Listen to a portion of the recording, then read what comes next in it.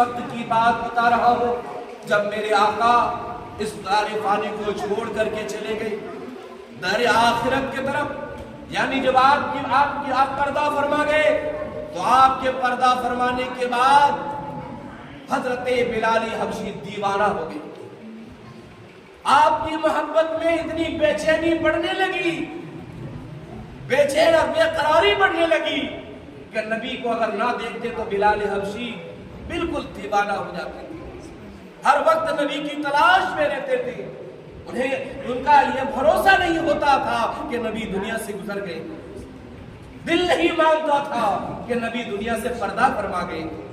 وہ بلال حبشی جب حد سے زیادہ محبت بڑھ گئی اور مصطفیٰ کو آپ نہ دیکھ پائے تو آپ نے مدینہ چھوڑنے کا ارادہ بنا لیا. بلال حبشی مدینہ چھوڑ کر کے چلے گئے ملک شام میں. ملک شام کو آپ چھوڑ کر کے چلے گئے اور ملک شام میں کچھ مہینے، قریب 6 مہینے آپ نے گزارا. اور آپ جب اس 6 مہینے ملک شام میں رہ رہے تھے، ایک روز میرے مصطفیٰ حضرت بلال حبشی کے خواب میں آئے. آپ کے خواب میں میرے نبی جلوہ فرما ہوئے. مسلمانوں ایک بات یہاں نوٹ کر لو، ہمارا خواب آپ کا خواب، ہمارے خواب میں دنیا کو کوئی عام انسان آئے تو جھوٹ ہو سکتا ہے. آپ کے خواب میں کوئی دنیا کا بادشاہ مال و دولت والا آ جائے تو وہ جھوٹ ہو سکتا ہے، مگر کسی کے خواب میں نبیوں کے تاجدار آ جائے تو وہ جھوٹ نہیں بلکہ وہ سچا ہوتا ہے. کیونکہ شیطان انسان کے ہر کسی کے شکل کو اختیار کر سکتا ہے، وہ شکل بنا سکتا ہے لیکن کبھی نبی کا چہرہ، نبی کی شکل نہیں بنا سکتا. جس نے مصطفیٰ کو خواب میں دیکھا در حقیقت اس نے حقیقت میں دیکھا، نبی کو حقیقت میں دیکھا. مسلمانوں جب حضرت بلال حبشی رضی اللہ تعالیٰ عنہ ملک شام میں آپ تھے، اس وقت آپ نے خواب میں نبی کو دیکھا، مصطفیٰ کے چہرے کو دیکھا. نبی کے چہرے کو دیکھنے کے بعد بے قراری بڑھی اور محبت کے نبی کو پکارنے لگے. میرے محبوب فرماتے ہیں، نبیوں کے امام فرماتے ہیں، اے بلال تم نے مدینہ چھوڑ دیا ہے، تم نے مدینے کو چھوڑ کر چلے آئے ہو کیا؟ تم نے مدینے کے لوگوں سے محبت نہیں ہے، مدینے والے تم سے محبت کرتے ہیں. کہا یا رسول اللہ، یا حبیب اللہ، آپ کی محبت تڑپ رہی تھی، آپ کو بغیر دیکھے بے چین بے قرار ہو جاتا تھا، آپ کو جب نہ دیکھتے تو میں اداس ہو جاتا تھا، اس لیے میں نے مدینے کو چھوڑ کر کے ملک شام آ گیا.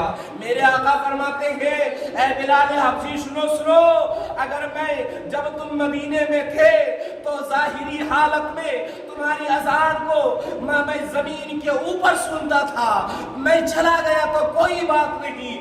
آج بھی تم اگر مدینے میں آواز دو گے تو میں زمین کے نیچے رہ کر تمہاری اذان کی آواز تمہاری آواز کو، اذان کی آواز کو میں مدینے میں سنوں گا. فرق کوئی بات نہیں، میں پہلے زمین کے اوپر سنتا تھا، اب زمین کے اندر رہ کر کے تمہاری اذان کی عزیزان ملت اسلامیہ.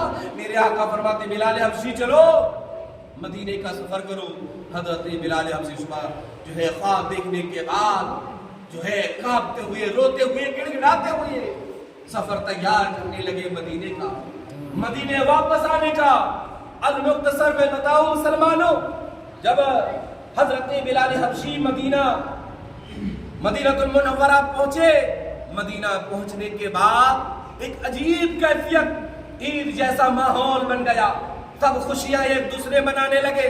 وجہ یہی ہے کہ بلال حبشی آ گیا ہے، نبی کا مؤذن آ گیا ہے، نبی کے وقت میں اذان پکارنے والا آ گیا ہے، وہ مؤذن آ گیا ہے جس کی آواز کو سن کر کے بچہ رو رہا ہے تو چپ ہو جاتا تھا، وہ مؤذن آ گیا ہے. آج مدینے میں سب لوگ خوشی منا رہے ہیں، بچے بھی آ رہے ہیں، بڑے بھی آ رہے ہیں، بزرگ بھی آ رہے ہیں. حضرت بلال حبشی کو دیکھنے آ رہے ہیں کہ دیکھو نبی کا مؤذن آیا ہے، نبی کا غلام اور عاشق رسول آیا ہے. سب لوگ آ گئے دیکھنے کے لیے. اور جب وقت ہوا اذان کا، لوگوں نے اسرار کرنا شروع کر دیا ہے، بلال اذان کا وقت ہو گیا، اذان دے دو. اذان کا وقت ہو گیا ہے، اذان پکار دو۔ بلال حبشی فرماتے ہیں کہ میں جو کہو گے میں کروں گا، لیکن اذان نہیں دے سکتا، میں اذان نہیں پکاروں گا۔ سب لوگ اصرار کرنے لگے، کہنے لگے، عریضہ پیش کرنے لگے، اے